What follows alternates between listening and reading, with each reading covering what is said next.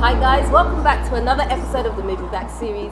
Today I'm here with a very special couple. I have with me Aiyana and Kofi, and today I'm going to hear all about their story, and you guys are going to find out some stuff as well. Let's just get into the interview, shall we? Hi guys. Hi. How are you both? We're doing amazing well. Yes. Good. Yeah. So tell me, first of all, I'll start with you, Aiyana. Okay. Are you Ghanaian? No, Okay. I'm not Ghanaian. I'm from America. I'm African American or Black America. Yes, I'm American. I don't have any family from Ghana. Yeah, I haven't traced my roots back. I just know that I'm a Black American. Then that's perfectly fine. And you, Kofi, are you Ghanaian? Yeah. Hey. I'm a proud Ghanaian. Hey. And you two are a couple? Yeah, we're married. You're Yeah, married, yeah. okay. So now I want to get into the juice, okay. So tell me, first of all, if you don't mind, how did this come about? Our marriage. Yeah. You want to tell? Oh, okay. So, 2019, I've been doing tours for more than 5 years now. So, in 2019, I host a couple of groups. So, she was on one of my last group tour in December. Yeah. So, I think we met during the tour. We are just friends, and everybody who is on my group they are all my friends. So Yeah. I think when she went back, we started chatting and getting to know each other well. So it started from there. Yeah, well, kind of like, Yeah. so during that tour, he was really more friends with like my sister and my other friends, and I was kind of like detached a little bit. And then like the last day, he was just like, I'm gonna miss you, Aiyana, and I'm like, what are you talking about? Get embarrassed. Oh, Because the whole tour he was like, oh, brother, and then when we were like departing, we started sharing like Instagram. So I was like, oh, well, now we're friends, and he's like, I'm gonna miss you. And then when I landed in the U.S. around January 4th, I saw a message on WhatsApp like, hey, this is Kofi, and I'm like, oh, he was really serious. So that's kind of how it started. Yeah. Okay, so do you feel like perhaps he had an interest before you did? Or you just weren't thinking of it that way? I think he thought that I was, so during the tour, he felt like I was flirting. And I think we went to one spot and there was like some girls that was like, Kofi, and I'm like, oh, you know all the ladies. So when we got back on the van, like we were making it a joke, like, oh, Kofi's the ladies' man. I was like, oh, that's your, and I said, well, you're gonna find your shiny thing. So I think he thought I was. You didn't know you're talking about yourself, I didn't right? know. You were the shiny I thing. honestly didn't know. yeah. Wow. Yeah. So from there, you guys just kind of remained friends, and then how did you take the next step? Because obviously now you're in 2 different countries, right? Yeah. What happened? So we were just chatting, and then like through our chats, we just found out we had so many things in common. The biggest thing for us was like our love for children. Like he does a lot of work for children here in Ghana, and in the U.S. I was a teacher, and I worked with students with special needs. So through that, we were just talking. There's just so much alignment and so many similarities. And even, it was funny because on the tour, I was laughing. I was like, just to backtrack, I was actually got fired from my job as a vice principal of special education before I came on the tour because I was advocating for students' rights and they didn't like that. Oh, I see. So so the politics. So once I got back to the U.S., like we were just talking and just, so on tour I was joking like, since I don't have a job, maybe you can hire me as like your photographer. So like I was just speaking all these things. And now on his tours I am the photographer. Oh my gosh, you literally spoke it into existence, right? Oh my gosh, they talk about manifestation all the time and you literally did it, right? And it was just a joke, like I didn't. So once we got back, we were like, hey, let's just do a tour company together. Like let's, So were you in a relationship at the time when he said that? Yeah, I would say we were. Okay. So it's kind of complicated. It's complicated. So what I'll say is that I think when she went back, we were chatting, but I think we realized that things were moving so faster. Then we all agreed that let's have a break on ourselves for us to get to know more about each other. So I think during the break, that was when we came together to start. I was already having the talk. I was already doing tours, but it was more like freelance tour guide.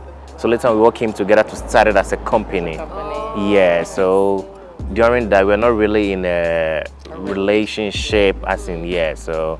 Yeah. Yeah. And then so like COVID hit, and like, he was in Ghana and I was in the US, and you know, it was just a lot going on. And so wait, I'm sorry. Oh. It was just like a lot going on, and we were just trying to like figure it out, like, so what are we going to do? And I'm like, we're catching feelings for each other. Like, there's a lot going on with us. So, like, what is this going to be? And I don't know. Did I pressure you? Oh, no. Show your case. I'm like, No. pressure. Oh, okay. Did I pressure you?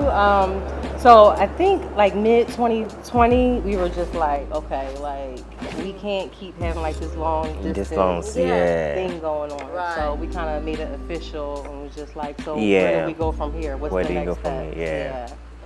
So that's kind of how we started like our relationship. And I started coming like to Ghana, and so you came a few times before you eventually moved? Yeah, I came a lot of times. Before like a lot. 6 or 7 times. And then in December, was it December 2020, on New Year's Eve, we were going to like a New Year's Eve party, and I kind of didn't want to go because I'm just like, you know, that's not really my scene. I don't really, you know, want to go. And he was like, no, you need to come to this party.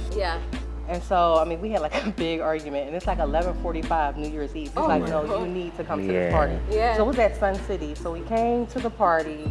So I'm there like, okay, you're at a party, rolling our eyes, Happy New Year. Like we finally like made it. And then like about 10 minutes later, the music stopped. And then I saw him on the microphone. So I'm like, why is he on the microphone? So he's on the microphone saying this speech, and then he proposed. Oh my gosh, that's so nice. And she's been so stubborn, right? She didn't want to go. She could have missed that opportunity because me getting there for that event, it was hard. It was hard. So I was like, I was like a party person. Like, let's go to church, or let's like just. I was like, you got to go with me, else you miss an opportunity. And so I thought it was like a business opportunity. And I'm like, okay, like let's go handle business, because he's always pulling me to handle business. But yeah, he proposed to me in front of like at least 100. That's so nice. Okay, so one of the things I want to know is that some people perhaps think that when two cultures meet, it can be difficult to adjust, right? Did you guys find that at all? We did, let's be honest, we did, we did. I think it all has to do with understanding. It all has to do with understanding. Let's say for me, because I've been working with people from the diaspora, African Americans, for some years now, so I got to know some of the little cultural difference when it comes to communication. So I think it has really helped me in the relationship. And I think that's like our biggest challenge is like how we communicate. Like, you know, me being from the US and I'm from Philadelphia. Like I'm from up north, and we're like, you know, go hard, fast, everything is fast. And he's very like patient and like slow. And I'm like, hurry up. And he's like, slow down. So we kind of really balance each other out. So I think that has been like our biggest thing. And I just think because we are so evenly yoked, it's kind of easier for us. But I feel like how we communicate has been like the biggest It's thing. been like, I'm very pushy and very he's like more laid back, and I'm like, I'm an independent black woman. He's like, you need to calm down with that. So I think he's really like helped me, like, you know, kind of complement each other, right? Very much so. Understanding, So I think that would probably be most people's kind of worry, you know, two cultures. I mean, it's not. It's not easy. It's not easy. Even if you're moving here and you don't even have a relationship, just adjusting, I think, to the whole culture of Ghana is just, it takes some time, right? So that must have been quite a lot for you in terms of moving here. You're in a different place. Now you're trying to kind of find your feet. Shopping, how do you shop? And all of that. So tell me, what was the biggest culture shock for you when you got here? I think the biggest culture shock one, because he's from Kumasi. So before we moved to Accra a year ago, we spent a lot of time in Kumasi, and just me being like the brony and like explaining to his family like I'm not a white person was kind of like, you know, because you know in the U.S. I'm like, you know, I'm black and I'm proud. And you come here, it's like, well, you're not really black, like you're. So I think for me, just understanding like the miseducation of Black America has been like a challenge. Like even we were in Kumasi, was it last week or 2 weeks ago? So we were there recently. A couple of weeks ago. A guy commented like on my natural hair and was just like, is that her hairstyle? Like, and just like me being in my blackness. So I think that just trying to figure out being like a Black American in Ghana, and because I'm not Ghanaian, the African, you know, we call ourselves African American, but the African culture is so much different than American culture. So just trying to find like where do I fit in as a fair-skinned Black person from America has been like challenging and very emotional to me, because like I don't know where my roots are, like you know. So I feel like that's been kind of like my biggest challenge. Luckily, his family embraces me. Like his sister, you know, he has family abroad too. So like his brother's in Canada, he has a sister in UK, so they get it. It's just like, you know, aunties and who, you know, trying to, you know, prove that I'm like not a white person has been the most difficult. Wow. And how do you feel that Aiyana adjusted when she moved to Ghana? Do you feel that she adjusted quite quickly? What was your experience, your take on it? I would say, yeah, she adjusted quickly because she did adjust it, because I think before she moved to Ghana like this, she was having some West African friends. And yes, and also aside that, she really, I'm not saying that she studied our culture, but it's like she was really watching videos to know more about our culture and reading more about our stuff. So I think she was really prepared.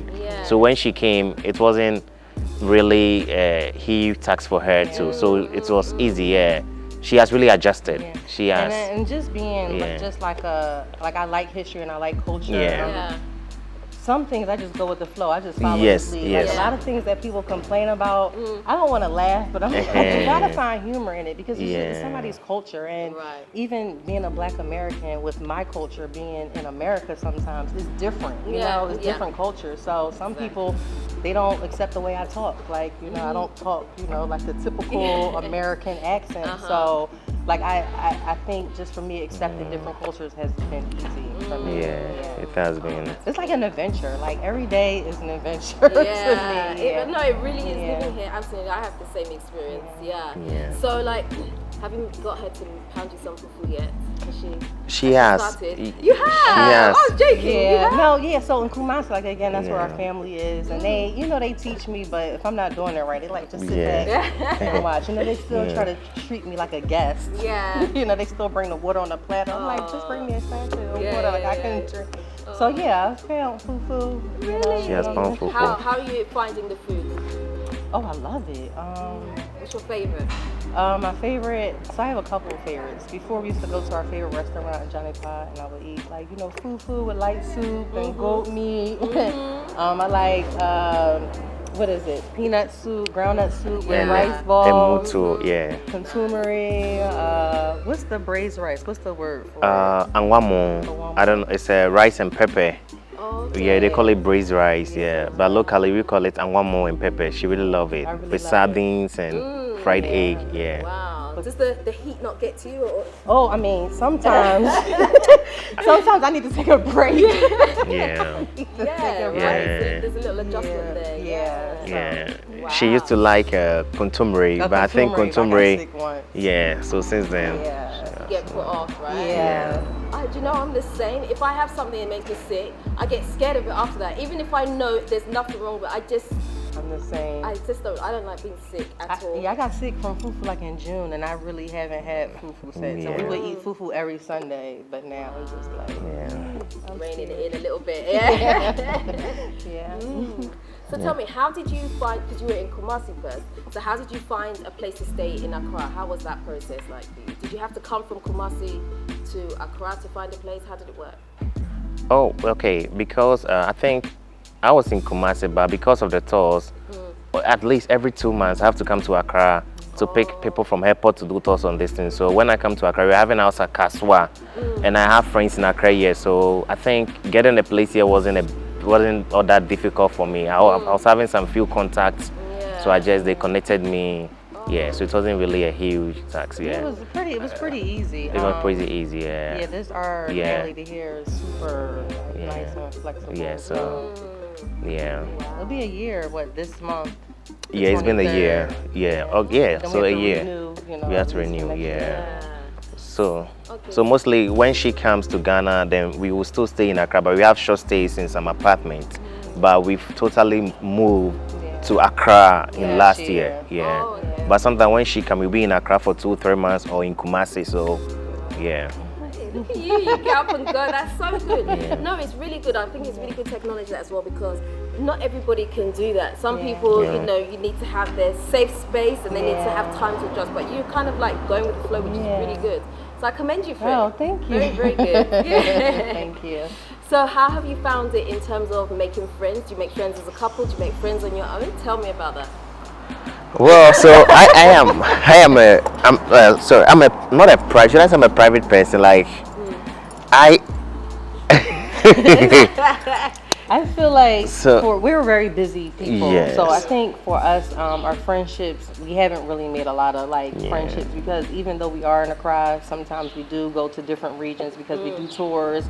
We do go to other countries, sometimes to the U.S. So yeah, it's like us. It's more like us. So. Yeah. So we really don't. Yeah, we're really focused. So I think once things settle down and we're really settled, then maybe we can be like on the scene. But we don't really have like a lot of friends. We don't have a lot of friends. So here in Accra. But he has like all his friends again in family. Right, but these things take time anyway. I mean, you can't just pick up and say, oh, you're going to be my, friendships take years to develop. So yes. It's one of those things. Yes. And it's like at this stage of our life, it's now that we're establishing most of our stuff, so we got to get more focused. Yeah. So tell me about finance, right? So how do you sustain yourself? I noticed you mentioned you have a tour company. That's something you've been doing before, right? Okay. Is that the only thing you do? That you just both work? So we have a lot going on. Yeah. So both of us, we do work remotely. So I work as a teacher for the U.S. So, but that's remote. Yeah. I have off still summer, so I was lucky enough to find a job where I can still teach remotely. He does some freelance tech work. Yeah.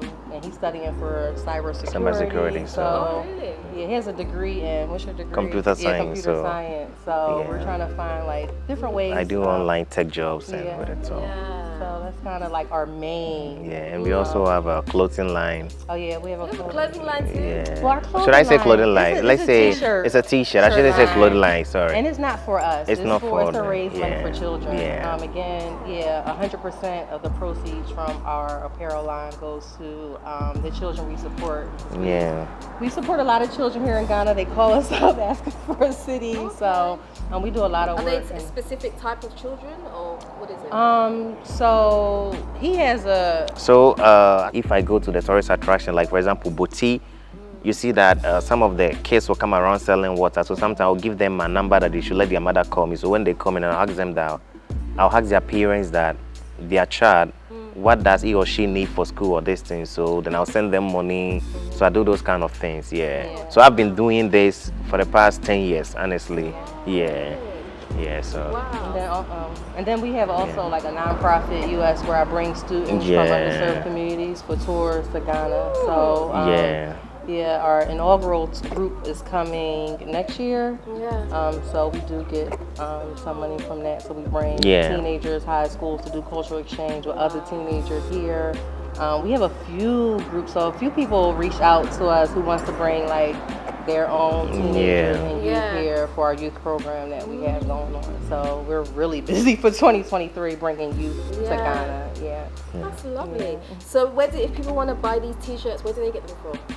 It's BB Neba Apparel. BB Neba Tours is our tour company, and BB Neba stands for African Child, and we came up with that name because our love for children when we were in Africa. So BB Neba Apparel. Okay, I'm gonna put that on screen so that you guys can and support, because that's a really great cause. I love that. I have a passion for children myself, so I definitely appreciate that. That's nice. So what made you decide to start this with children? Why is your heart so for children? Well, I'm growing up. I think I'm a very strong Christian, so Jesus' love was for the children, and so I feel like if I want to be more like Jesus, I need to love children as well. And sometimes too, when I go to these deprived villages and those places, I feel like me growing up in Kumasi in the city, I feel like I was more privileged to get some things easy. So I'm like, if God has blessed me with this, why don't I help them? So I think that is what I can say. Yeah. That's so beautiful. I really like that. Oh, I like you guys. Thank you. That's so nice. So tell me, what advice would you give to someone who would like to move to Ghana, doesn't necessarily have a lot of contacts over here? What would you say to them? Number one is visit first. I just think visit and just definitely understand the culture with an open mind. Like, it's not like the West. It's not all the conveniences and luxury. If you want that, you need to have multiple streams of income. Like, you really need to have income. And for us, we're starting small. We have our 1-bedroom apartment, and eventually we'll build a house, and eventually. But we really want to you want to start small. You want to connect with somebody who's really trustworthy. I've been blessed to have a husband who I can trust, because I couldn't imagine like coming here just by myself and just hear some of the stories. So just really having someone who's trustworthy, who will really kind of help you connect with all the things that you need. But I think a visit first. Oh, I think she has said it all, because when you visit and you get a trusted Ghanaian here, you'll be able to set up. But some people will just visit, and when they come for their tours, they think that it's so easy. So the next time they are coming, they will move their old bedroom or their old house here, and when they come, they will feel stagnant. And so I think you need to visit. You need to strategic planning. And understanding the market here, understanding the culture is very important. I mean, I didn't ask you earlier, but did you do a traditional wedding? We did. Yeah, we did. In Kumasi. Really? How did you find it? It was, they treated me like a princess. Like, how I'm sitting here is how I sat there the entire day. We had it at his uncle's house, who like stood in as my father, and an auntie who stood as my mother, because my mother is passed and my dad is in the U.S. He's old. He's not traveling to Ghana. So like, I had people sit in for like my mom and my dad, and we had it at his uncle Kwabana's house, and his mom and Kofi, they did everything. I just showed up. Just had to just do yourself off and then turn up on the day. And then they were like telling me all these dances I had to do. Really? What did you have to do? I don't know, like the dance. The traditional dance, Adwa. So, they were speaking Tree, and then I had the, who was your uncle or your cousin? Or my uncle. He started translating in English, and I had his sister Sheena. Hey Sheena, she helped me out the whole time, because she could speak English and Tree, so she was really helping me out. But it was beautiful. I didn't plan anything. I just showed up. I just showed up. It was really nice. Oh, that's awesome. So you guys haven't mentioned it, but you have a YouTube channel, right? Yeah. So tell me about your channel. What do you do on there? So it's the West African Backpackers. We just really started it because when I first came and we were going to different regions, we were literally just have our backpack. And so we were just like the West African Backpackers. So a lot of it was about like our early travel, and we traveled a lot, but we haven't really recorded it as YouTubers. So now we just kind of just talk about like our life here, and we record some of our tours, and that's it. We just record, like, even if we come up, because we have like a lot of conversations. Like, let's just record it. So we just record our thoughts. And also, we also shared our married life on it, and also our journey as couples, as our traditional ceremony. It's on there. So I want to check it out. West African Backpackers. You can see our ceremony. It's like a 1-minute clip of our ceremony on there. Nice. So we just share our experience here as an intercultural couple. I think that you should. What am I trying to say? I feel like that is very important, so don't kind of like downplay it, because sharing your experience might be small to you, but someone else who's receiving it, it's, you don't realize how much knowledge that you're giving someone else. You're giving someone an insight into what it's like to move here, to get married, and to have that whole experience without actually going through it yet. So I feel like you should be really proud of that you shared that, because not everybody can do YouTube. Right? Not everybody can go and put their life on YouTube, because you have to have thick skin to do YouTube. Trust me. So we have a tour company, Bibiniba Tour. So we host group, we do customized packages, couple retreat, day trips. So you can check us up on Instagram and our website, Bibiniba Tours. Thank you. Thank you so much for taking some time out to talk to me. I really appreciate it. I feel like I've learned from you. I love hearing about your experience. Your journey together is absolutely beautiful. I love it. It's so nice to see the cultures kind of intertwine and you're making it work, and I think that's absolutely beautiful. So thank you so much. Thank you for having us. That's it. So guys, I hope you've enjoyed today's video. You please head over to their channel, subscribe, support them. Buy their t-shirts so that they can in turn support the youth as well, because that's very important. The youth are the future, right? If you haven't also subscribed to this channel, I would love it if you would do me a favor, hit the subscribe button and the notification bell. Don't forget to also like, comment and share this video. Until next time, I am out. Nuti Papa.